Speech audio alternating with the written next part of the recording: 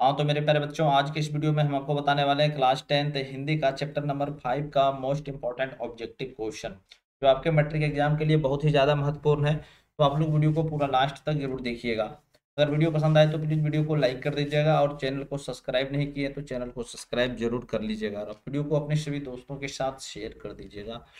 चलिए, इसमें सारा ऑब्जेक्टिव है बच्चों। क्वेश्चन नंबर 1 में करा है, उत्तर भारत से नागरी लिपि के लेख कब से मिलने लगते हैं। क्वेश्चन नंबर 1 है बच्चों। चलिए आप लोग इस क्वेश्चन का आंसर देने का प्रयास करें, है ना।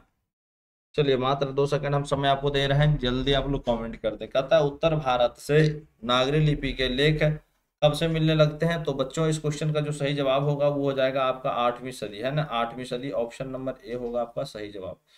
चलिए अगला जो क्वेश्चन है बच्चों, क्वेश्चन नंबर 2। क्वेश्चन नंबर 2 जो है आपका, एक बार जांच कर लेते हैं ताकि आपको दिखाई देना चाहिए।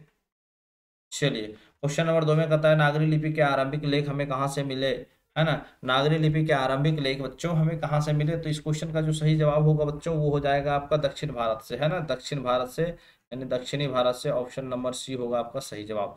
चलिए क्वेश्चन नंबर 3 में कहता है, देवनागरी लिपि में मुद्रण के टाइप कब बने। तो बच्चों देवनागरी लिपि में मुद्रण के टाइप कब बने थे। तो बच्चों इस क्वेश्चन का जो सही जवाब होगा वो हो जाएगा 2 सदी पहले, है ना। 2 सदी पहले, ऑप्शन नंबर ए होगा आपका सही आंसर।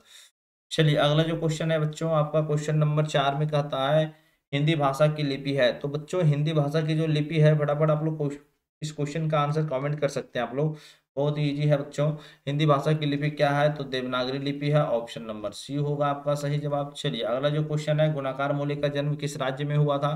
तो बच्चों गुणाकार मूल्य का जन्म जो है किस राज्य में हुआ था। तो इस क्वेश्चन का जो सही जवाब होगा बच्चों वो हो जाएगा आपका महाराष्ट्र, है ना। महाराष्ट्र, ऑप्शन नंबर सी होगा आपका सही जवाब। बच्चों कब हुआ था, तो 1935 में हुआ था, ये आप याद रखें, है ना।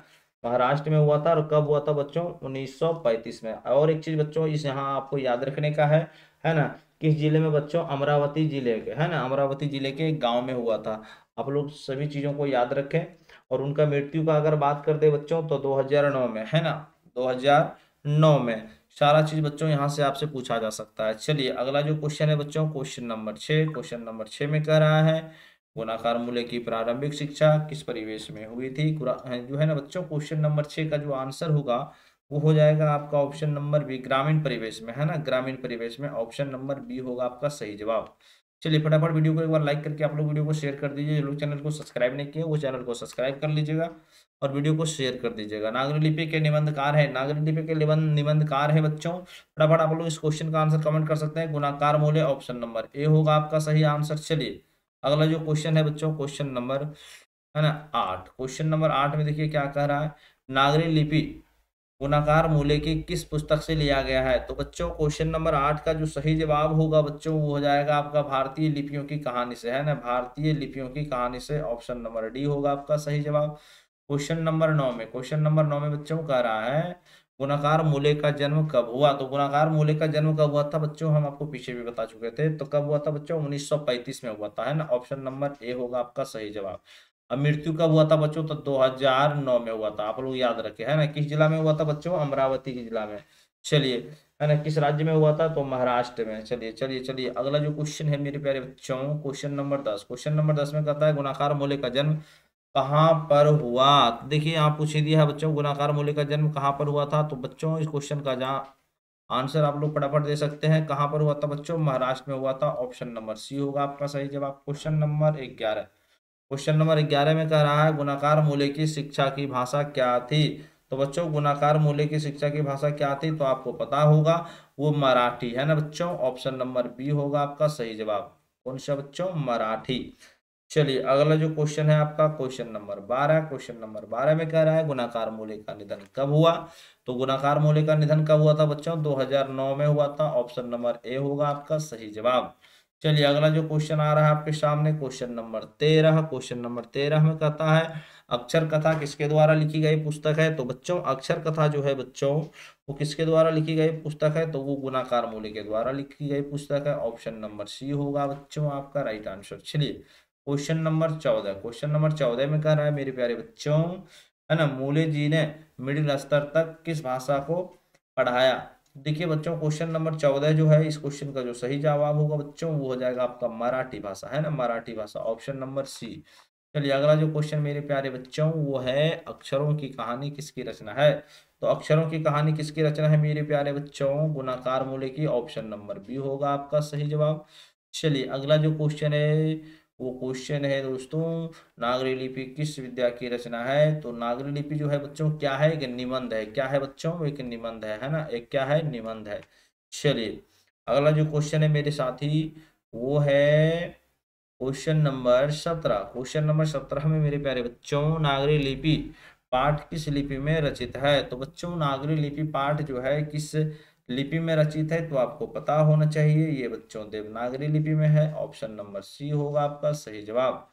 चलिए अगला जो क्वेश्चन है मेरे साथियों वो है देवनागरी लिपि के टाइप लगभग कितने पहले बने। तो बच्चों देवनागरी लिपि के टाइप कितने, है ना, पहले बने थे। तो इस क्वेश्चन का जो सही जवाब होगा मेरे साथियों वो हो जाएगा आपका 2 सदी पहले, है ना, 2 सदी पहले, ऑप्शन नंबर ए होगा आपका सही जवाब। चलिए अगला जो क्वेश्चन है आपका वो क्वेश्चन है नेपाली भाषा की लिपि है। तो नेपाली भाषा की लिपि क्या है मेरे साथियों, नेपाली भाषा की लिपि क्या है, देवनागरी है, ऑप्शन नंबर डी होगा आपका सही जवाब। चलिए अगला जो क्वेश्चन है क्वेश्चन नंबर 20, मराठी भाषा की लिपि है। तो मराठी भाषा की लिपि क्या है मेरे साथियों, मराठी भाषा की लिपि क्या है ना, देखिएगा मराठी लिपि की भाषा क्या है। तो इस क्वेश्चन का भी आंसर होगा मेरे साथियों देवनागरी, ऑप्शन नंबर ए होगा आपका सही आंसर। चलिए अगला जो क्वेश्चन है क्वेश्चन नंबर 21 कहता है ना, गुणकर लिखा गया है यहाँ। चलिए गुणाकार मूल्य ने किस लिपि को प्राचीन नागरी लिपि की बहन की संज्ञा दी है। तो बच्चों क्वेश्चन नंबर 21 का जो सही जवाब होगा मेरे साथियों वो हो जाएगा बंगला, है ना, क्या हो जाएगा बच्चों, बंगला, ऑप्शन नंबर बी होगा आपका सही आंसर, है ना, ऑप्शन नंबर बी होगा आपका सही आंसर। बच्चों हम आपको पढ़ाए थे कि गुजराती लिपि देवनागरी से अधिक भिन्न नहीं है ना, बांग्ला लिपि प्राचीन नागरी लिपि की पुत्री नहीं तो बहन अवश्य है। तो बांग्ला हो जाएगा बच्चों आपका सही आंसर। चलिए अगला जो क्वेश्चन है मेरे साथियों वो क्वेश्चन नंबर 22 है। क्वेश्चन नंबर 22 में कहता है नागरी लिपि के आरंभिक लेख मिले, है ना, नागरी लिपि के आरंभिक लेख मिले थे तो कब बच्चों, कहाँ से बच्चों, दक्षिण भारत से, है ना, दक्षिण भारत से, ऑप्शन नंबर बी होगा आपका सही आंसर। क्वेश्चन नंबर 23 में मेरे साथियों क्वेश्चन नंबर 23 में कहता है गुप्त काल से किस लिपि का संबंध है। तो गुप्त काल से मेरी सब बच्चों, है ना, गुप्त काल से किस लिपि का संबंध है। तो इस क्वेश्चन का जो सही जवाब होगा बच्चों ब्राह्मी लिपि हो जाएगा, ऑप्शन नंबर बी होगा आपका सही आंसर। चलिए अगला जो क्वेश्चन है मेरे साथियों क्वेश्चन है नागरी नाम अस्तित्व में कब आया। तो बच्चों नागरी नाम जो था वो अस्तित्व में कब आया था। तो बच्चों 1000 ईस्वी के आसपास, ऑप्शन नंबर ए होगा आपका सही जवाब। चलिए क्वेश्चन नंबर 25 कहता है देवनागरी किसे कहा गया है। तो देवनागरी किसे कहा गया है, सॉरी देवनागरी किसे कहा गया है बच्चों। तो देवनागरी जो है बच्चों वो काशी को कहा गया था, है ना, ऑप्शन नंबर ए होगा आपका सही आंसर। चलिए अगला जो क्वेश्चन है साथियों वो क्वेश्चन है सिद्धम क्या है। तो सिद्धम क्या है मेरे दोस्तों, सिद्धम क्या है ना, सिद्धम जो है बच्चों एक प्रकार की क्या है, लिपि है। इस क्वेश्चन का सही जवाब हो जाएगा option number D. Question number 27 में कहता है अमोघ वर्ष कौन था। तो अमोघ वर्ष कौन था मेरे बच्चों, अमोघ वर्ष जो था एक राष्ट्रकूट था, यानी है ना राष्ट्रकूट राजा था, ऑप्शन नंबर ए होगा इस क्वेश्चन का सही जवाब। चलिए अगला जो क्वेश्चन है मेरे प्यारे बच्चों वो क्वेश्चन है बेतमा कहाँ पर है। तो बेतमा जो है मेरे साथियों वो इंदौर के पास है, कहाँ है बच्चों, इंदौर के पास है, ऑप्शन नंबर सी होगा आपका सही जवाब। श्रवण बेलगोला जैन तीर्थ स्थल कहाँ है। तो बच्चों श्रवण बेलगोला जैन तीर्थ स्थल कहाँ है मेरे साथियों। तो ये जो आपका क्वेश्चन है बच्चों इस क्वेश्चन का सही आंसर होना चाहिए आपका कर्नाटक, है ना, कर्नाटक होना चाहिए बच्चों, ऑप्शन नंबर ए। चलिए अगला जो क्वेश्चन है क्वेश्चन नंबर 30 में कह रहा है दक्षिण भारत की नागरी लिपि को क्या कहते हैं। तो दक्षिण भारत की नागरी लिपि को क्या कहते हैं साथियों, तो क्या कहते हैं, इस क्वेश्चन को हम लोग नंदी नागरी कहते हैं ना, ऑप्शन नंबर बी होगा आपका सही आंसर। चलिए अगला जो क्वेश्चन है साथियों वो क्वेश्चन है हिंदी के आदि कवि कौन है। तो हिंदी के आदि कवि कौन है बच्चों, हिंदी के आदि कवि कौन है बच्चों। तो हिंदी के आदि कवि जो है बच्चों सरहद पाद है ना, ऑप्शन नंबर ए होगा आपका सही आंसर। चलिए अगला जो क्वेश्चन आता है बच्चों मिहिर भोज की ग्वालियर प्रशिस्त किस भाषा में है। तो क्वेश्चन नंबर 32 का जो सही आंसर होना चाहिए बच्चों वो हो जाएगा आपका संस्कृत, है ना, ऑप्शन नंबर सी होगा आपका सही जवाब। चलिए क्वेश्चन नंबर 33 में कहता है दक्षिण भारत के पांड्य देश से किस राजा के पलियम ताम्रपत्र मिले, है ना, पलियम ताम्रपत्र मिले। बच्चों इस क्वेश्चन का जो सही आंसर होने वाला है वो हो जाएगा बच्चों आपका राजा वर्गुन, है ना, राजा वर्गुन। ऑप्शन नंबर बी होगा आपका सही जवाब। चलिए अगला जो क्वेश्चन है साथियों वो क्वेश्चन है क्वेश्चन नंबर 34। पता उत्तर भारत की विशेष स्थापत्य शैली को क्या कहते हैं। उत्तर भारत की विशेष स्थापत्य शैली को क्या कहते हैं दोस्तों। तो इस क्वेश्चन का जो सही जवाब हो जाएगा वो हो जाएगा नागर शैली, है ना, नागर शैली। ऑप्शन नंबर डी होगा बच्चों आपका सही जवाब। चलिए क्वेश्चन नंबर जो है 35, क्वेश्चन नंबर 35 में कहता है गुप्तों की राजधानी पटना को क्या कहा जाता होगा। तो गुप्तों की राजधानी पटना को क्या कहा जाता होगा बच्चों। क्वेश्चन नंबर 35 का जो सही जवाब हो जाएगा वो हो जाएगा आपका ऑप्शन नंबर डी, है ना, Devnagar. Option number D Devnagar. चलिए अगला जो क्वेश्चन है बच्चों क्वेश्चन नंबर 36।